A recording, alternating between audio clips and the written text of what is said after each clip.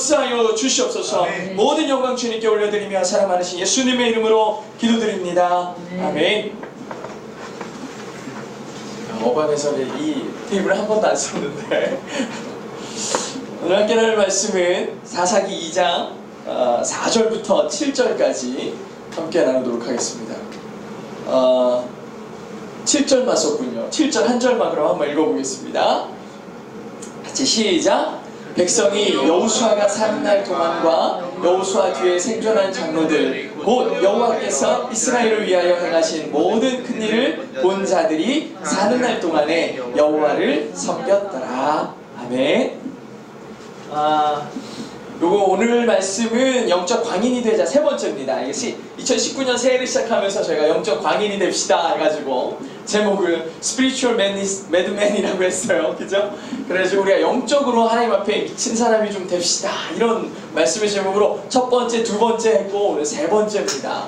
첫 번째와 두 번째가 뭐였냐면 우리가 현실의 벽에 부딪힐 수 있다. 현실이 우리의 영혼을 갉아먹을 수 있다. 하나님 은혜 가운데 우리가 살겠습니다 라고 얘기하고 나갔지만 실제 현실, 우리가 부딪히는 현실은 나의 담대함과 나의 주님을 향한 헌신을 무너뜨리는 도구가 되는 거죠. 사단이 맨날 하는 게 그거잖아요. 네가 해봤자지. 맨날 그런 거. 그랬는데 우리는 어떻게 된다? 하나님의 말씀을 신뢰하고 그분의 말씀을 따라 가야 됩니다 라고 해서 첫 번째, 현실이 신앙의 열정을 갉아먹는다라는 얘기를 했고, 지난주에는 안일한 신앙생활을 기꺼이 거부해야 된다라고 얘기를 했어요.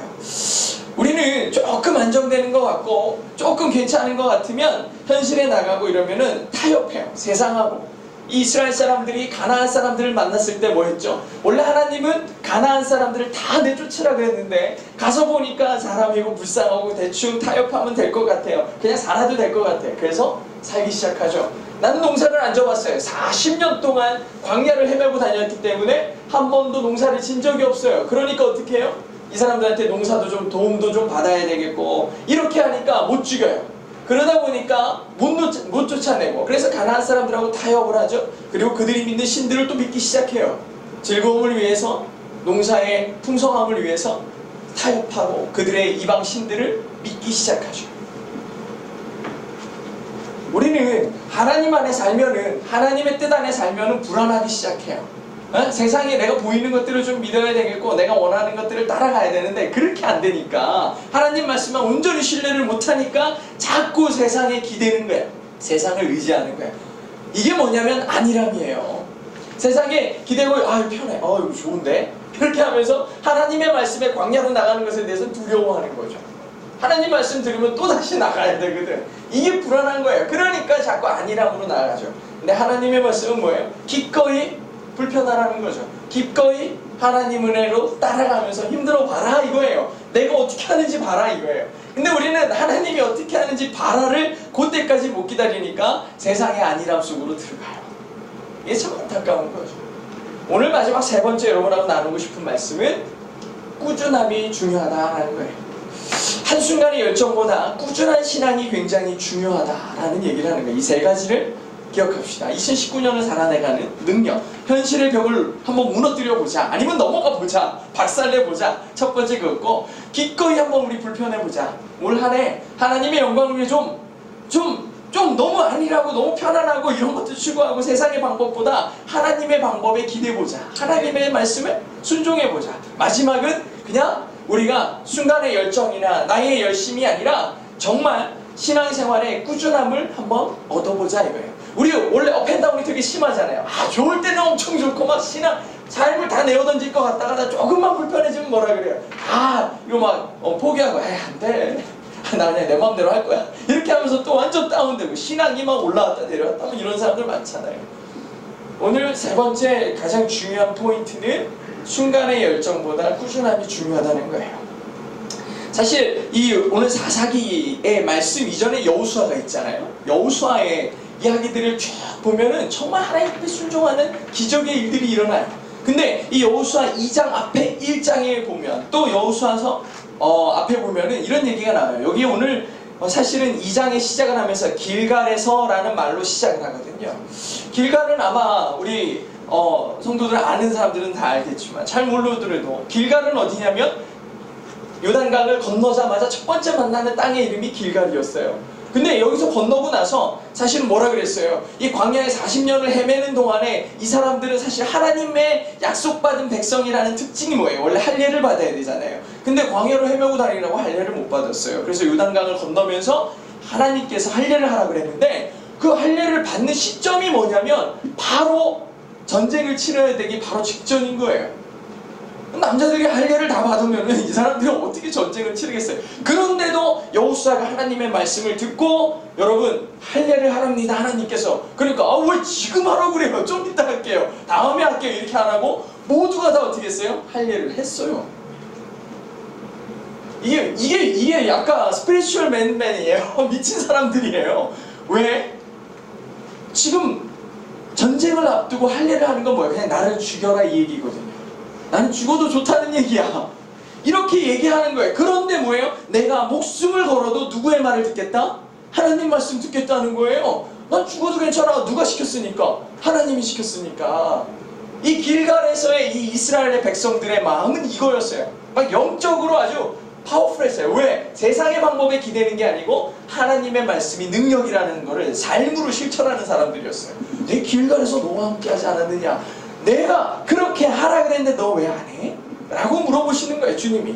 하나님의 명령보다 이제는요, 이 사사기로 넘어오면서 가나안 땅으로 깊이 들어가면서 사람들은 길갈에서 일하셨던 하나님의 놀라운 기적들을 잊혀지기 시작했어요. 하나님의 말씀이 뭐였지? 하나님의 말씀이 순종했다가 손해보는 게 너무 많을 것 같은데 타협하고 안일함으로 들어가고 그러면서 하나님의 말씀의 능력을 상실하기 시작했어요. 이 세대가 하나님의 말씀을 기억하지 못했던 세대가 아니에요. 그냥 돌기만 했는데 성이 무너진 역사를 본 세대거든요. 그럼에도 불구하고 하나님의 말씀에 신뢰하지 않는 거예요. 적당히 살기 시작해요. 세상 가운데 적당히 살기 시작해요. 그렇게 가나안 사람들과 어울렸고 우상을 섬겼어요. 심지어 죄를 짓고 있는데 이게 죄인 줄 모르는 인생이 되고 있어요. 우리도 마찬가지. 우리 교회 다니잖아요. 교회 다니면서 하나님 앞에 내가 죄를 졌어요. 그래서 무슨 죄를 졌는데 어제 누구를 미워했어요. 저는요, 사람들을 이렇게 미워할 수도 있고 무슨 사기를 칠 수도 있고 죄가 이런 죄들이 있잖아요. 세상 가운데 짓는 죄들이 엄청 많겠죠. 근데 하나님께서 그걸 정의로 내리셨느냐? 물론 십계명에 있지만 가장 큰 죄는 뭐예요? 하나님의 마음을 우리 가운데 두지 않는 거예요. 내가 다 선행을 행하고 있는 대로 착한 일을 하고 남을 돕고 별짓 다 하고서 좋은 일 다 하고 우리 마음 가운데 하나님이 없으면 그건 죄인이에요. 이게 순서가 바뀌면 큰일 나는 거예요. 사람의 본질은 어디에 있어야 되냐? 선의 기준은 누구에게 있느냐? 하나님께 있어요. 우리가 선하다라고 얘기하려면 하나님의 편에 서 있는 게 선한 거야. 근데 우리는 하나님의 편에 서지 않고 그냥 삶으로 행위로만 선을 얘기하면 그건 착한 사람인 줄 알아요. 하나님이 얘기하시는 선, 너가 선함을 인정을 받고 구원을 받는 것은 예수 그리스도 그 하나님의 인정함을 통해서만 구원을 받을 수 있어요. 우리의 선의 기준은 완전 달라야 돼요. 사회적 선과 이 그리스도 안에서의 선은 완전 다른 거예요. 하나님이 옳다 하시는 것이 하나님이 의라고 여기는 것, 그 righteousness, 옳은 것, 그 선이라는 건 하나님이 옳다 여기는 게 선이어야 되거든. 근데 이 사람들은 지금 어떻게 했어요? 이스라엘 사람들은 죄를 짓지만 이게 죄인 줄 몰랐어요. 왜? 자기의 생각에 선이라고 생각했거든. 이게 사는 거지, 이게 옳은 거지 하고서 사는 거예요. 그러니까 죄를 짓는데도 죄인 줄 모르고 살아요. 그래서 하나님의 사자가 딱 나타나셔가지고 얘기하시는 거예요. 너희들 지금 뭐 하냐는 거예요. 4절하고 5절을 한번 볼까요? 여호와의 사자가 이스라엘 모든 자손에게 이 말씀을 이르매, 아까 길갈에서 와서 내가 너희를 돕지 않았더냐? 하나님께서 하신 말씀을 쭉 했는데 왜 너희들은 내 말을 듣지 않느냐라고 하나님의 사자가 나타나서 이스라엘 백성에게 이렇게 말씀하신 거예요. 이 말씀을 하심에 백성이 소리 높여 운지라. 그러므로 그곳을 이름하여 복임이라 하니라. 무리가 그곳에서 여호와께 제사를 드리니라 라고 되어 있어요. 이 백성들이요, 자기 마음 가운데 지금 살고 있어요. 우리도 마찬가지잖아요. 우리 잘 못 삽니까? 다 먹고 다 살고 자기들이 할 것들 다 하잖아요. 그런데도 왜 수련회 가서 그렇게 펑펑 울어요? 왜 부흥회 가서 울어요? 우리 마음에 주님을 처음 만났던 감격을 그 순간에 느끼기 때문이에요. 내가 이렇게 살면 안 되는데, 내가 하나님을 이렇게 사랑했었는데, 근데 말씀을 듣고 하나님의 사자의 음성을 듣는 것과 같은 그런 우리의 삶의 감격이 우리 가운데 일어나기 시작하면 뭐 어떻게 돼요? 이 사람들 같은 반응이 일어나요. 하나님이 날 이렇게 사랑했지. 이 여호와의 사자의 말씀에 이스라엘 백성이 소리 높여 울었는데 그냥 울은 게 아니고 통곡을 하면서 울은 거야. 이 복임이라는 말이 원래 무슨 뜻이냐면 우는 사람들이라는 뜻이에요. 우는 사람들. 다 우는 거예요. 온 백성이 막 통곡을 하면서 울었어요. 그래서 그 땅 이름을 오죽하면 복임이라고 했겠냐고. 얼마나 큰 울음과 통곡이 있었으면. 땅 이름을 그렇게 복임이다 했어요. 그리고 뭐 했어요? 하나님을 예배했어요. 여호와께 제사했어요. 많은 이들이 저렇게 하나님 앞에 예배를 합니다. 그런데 이렇게 이 음성을 들을 때 저는 좀 우리의 반응도 좀 이와 비슷해야 되지 않을까 생각을 했어요. 우리는 주의 말씀을 여기서는 여호와의 사자가 직접 나타나셔가지고 백성들에게 말씀하셨잖아요. 저는 여호와의 사자가 안 나타나시더라고요. 내 삶 가운데는 하나님이 안 오시더라고요.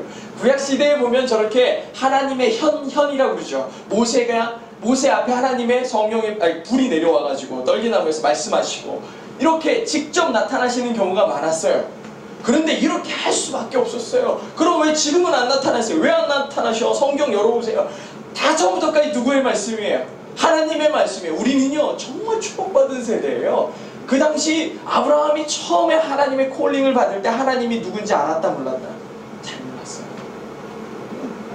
모세도요 하나님의 콜링을 받을 때 잘 몰랐어요. 그래가지고 모세는 하나님한테 심지어 이렇게 물어봐요. 누구십니까? 누구냐고 물어봐요. 이름이 뭐예요? 라고 물어봐요. 나는 스스로 있는 자다. 하나님께서 오죽하면 말씀까지 해주시는 나는 여호와라.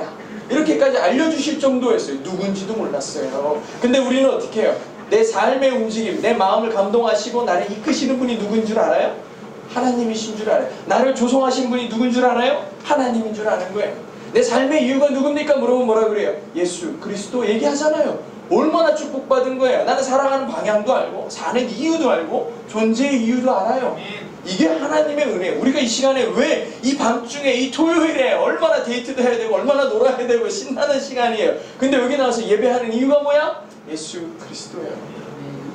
이게 감사한 거죠. 근데 이 이스라엘 사람들은 그 이유를 몰랐어요. 왜 내가 살아가는지 이걸 몰랐던 거예요. 그냥 자기 입에 들어가는 거, 그냥 사는 안이랑 편안함을 위해서 살았던 거예요. 그런데 하나님의 사자가 나타나서 너 이렇게 살면 안 되잖아. 그렇게 얘기하자마자 뭐 하기 시작했다? 울기 시작했다. 우리 안에도 이런 영적인 어웨이크닝, 각성이 있어야 돼요. 진짜 하나님의 말씀을 들을 수 있는 귀가 있어야 되고 볼 수 있는 눈이 있어야 돼요. 뭐예요? 하나님의 말씀을 보는 거예요. 성경을 읽는 거고 이렇게 말씀 가운데 듣는 거예요. 근데 듣기도 하고 읽기도 하는데 우리는 전혀 저런 이스라엘 백성들의 반응이 일어나지 않아요. 눈물이 쏟아지지 아니하고 마음속에 두려움이 일어나지 아니하고 영적인 각성이 일어나지 않아요. 이런 사람들이 대부분이에요. 주일날 교회에 가보세요. 얼마나 많은 사람들이 이 땅의 크리스찬이 지금 뭐 5천만 중에 1,000만이 크리스찬인데 그 사람들이 주일날 아침에 다 가서 이 사람들과 같이 하나님 앞에 통곡하고 주 앞에 똑바로 서겠습니다라고 간증하고 고백하면은 이 나라가 흔들리겠습니까? 흔들리지 않겠죠. 다 그냥 가서 듣기는 듣고 보기는 보는데 그냥 나와요. 삶의 변화와 영적인 변화가 일어나지 않는 거예요. 이게 정말 안타깝죠. 최소한은 저렇게 해야 돼. 하나님 앞에 통곡을 하고 내 삶이 얼마나 하나님의 큰 축복 가운데 살고 있는지를 뭐 해야 돼요? 느껴요. 감사와 감격으로 우리 삶으로 와야 돼요. 하나님의 말씀이, 그분의 음성이 저렇게 말씀으로 그리고 전달자의 스피커의 말로 여러분들에게 전해지기 시작하면 우리 마음 가운데 매 순간 이룰 수는 없겠지만 그래도 하나님의 말씀이 우리 안에 큰 감동으로 오고 그 감격이 내 삶을 살아내는 능력으로 변화돼야죠. 삶을 살아내는 능력이 돼야죠. 그렇게 하면 우리 안에 있었던 열정이 다시 회복되는 거예요. 저도 예전에도 보면요 매번 그랬어요. 예배의 자리에 나가기 직전까지 맨날 설교 준비해야 되고 이러니까 너무 힘든 거예요.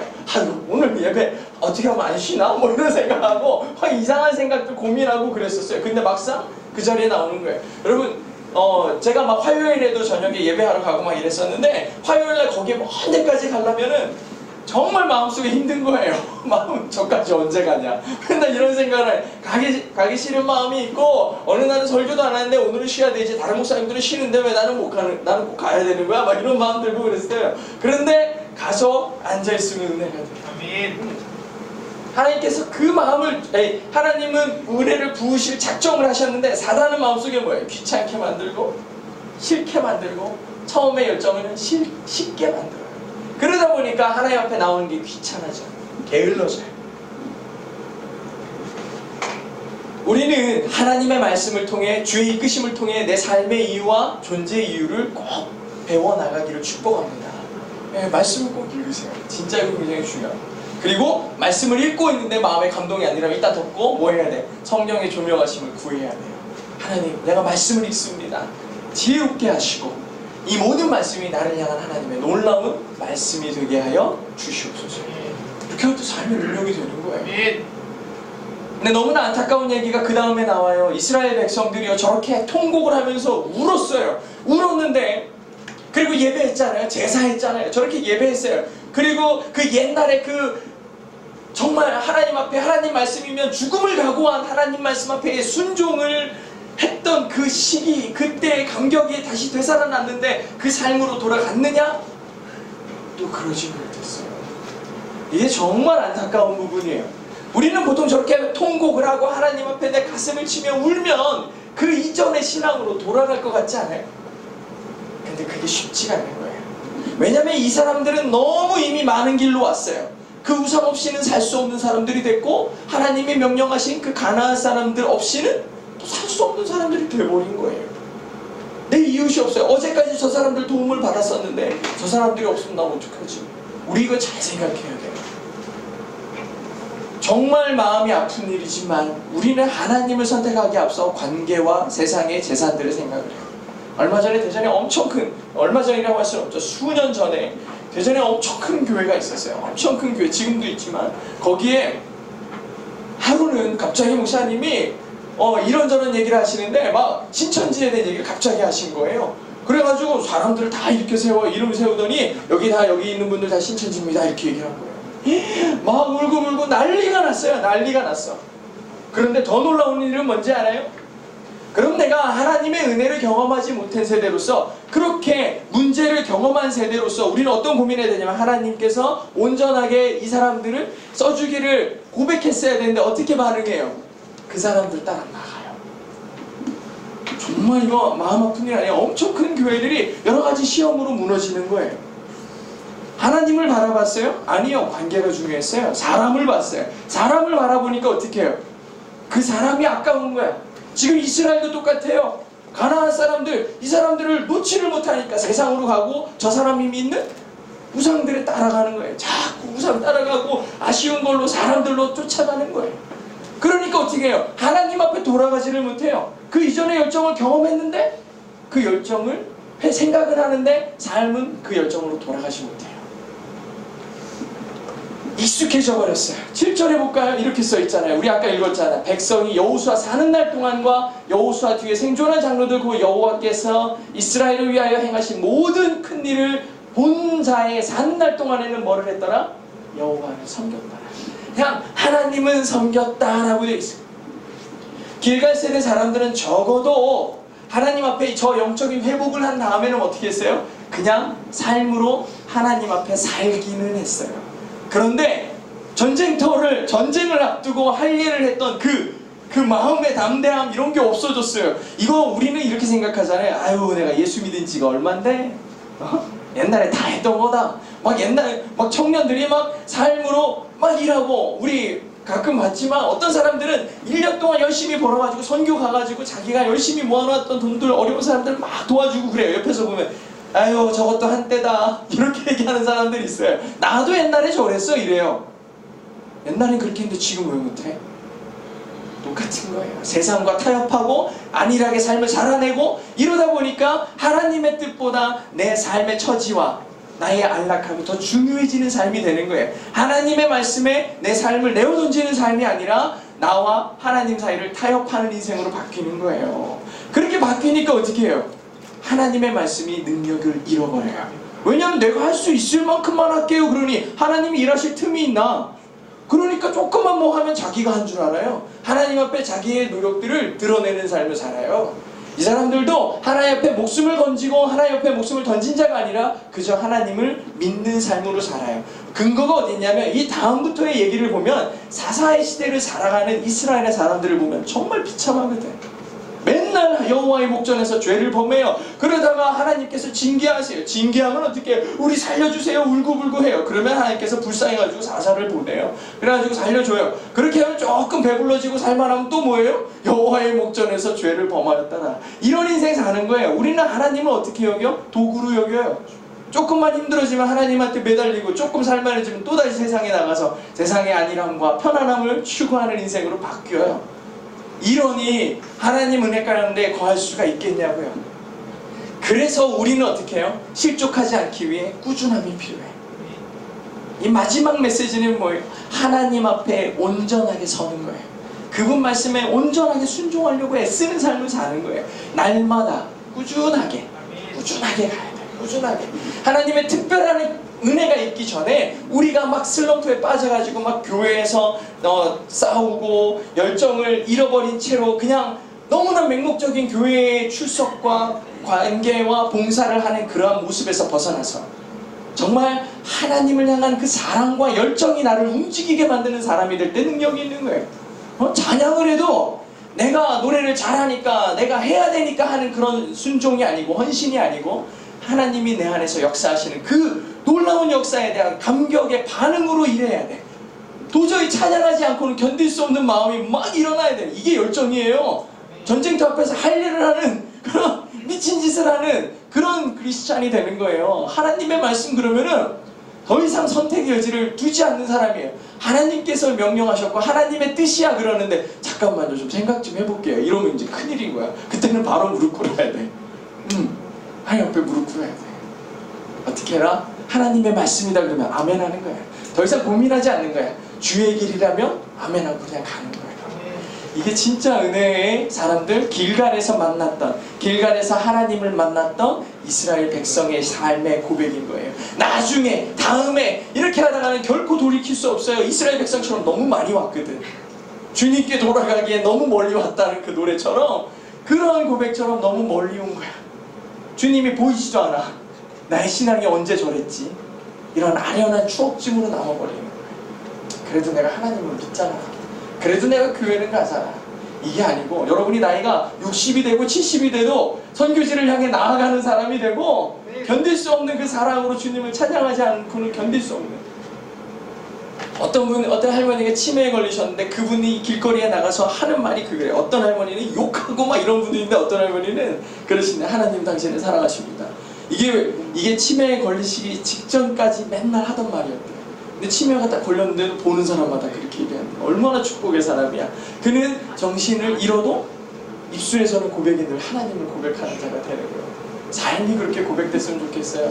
나중에 나이가 많이 들어도 그 젊었을 때의 그 믿음과 열정을 삶의 마지막 순간까지 지켜내가지고 하나님께서 나중에 주님 앞에 우리가 설 때에 착하고 충성된 종이라는 그 칭찬과 함께 나를 기다리시는 그 아버지의 마음으로 우리를 기다리시고 그 사랑으로 기다리시는 그 주님의 마음을 우리도 경험해봐야 되지 않겠느냐.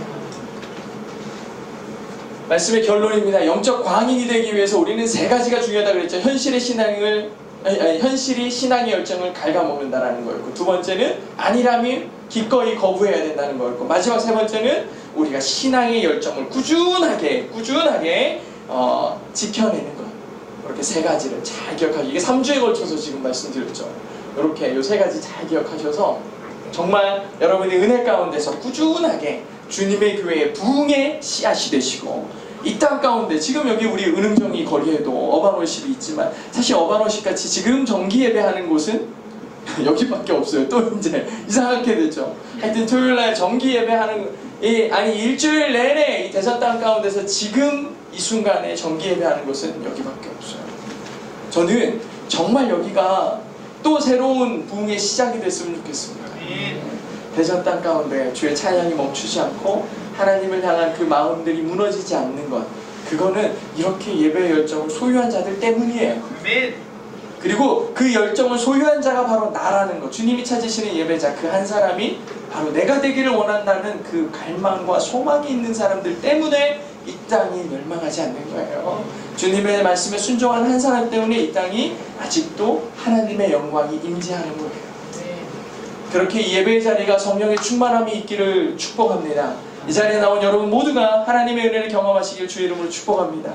우리 시간에 다 같이 기도하기 원합니다. 하나님 우리가 영적인 광인이 되기를 원합니다. 세상과 타협하지 아니하고 우리의 영적인 모든 부분들은 오직 주께만 헌신된 자들이 되게 하여 주시옵소서. 하나님이 부르실 때에 하나님의 말씀이 우리 가운데 임재할 때에 주님이 말씀하시니 가겠습니다. 주님 말씀하시면 내가 이 자리에 멈춰서겠습니다. 세상의 승진과 세상의 즐거운 것들이 나를 유혹해도 사단의 어떠한 미혹 가운데도 반응하지 아니하고 하나님의 말씀 앞에 순종하는 자 되게 하여 주시옵소서. 내가 살아가는 날 동안에 하나님의 영광 가운데 있기를 소망합니다. 주의 말씀 가운데 있기를 소망합니다.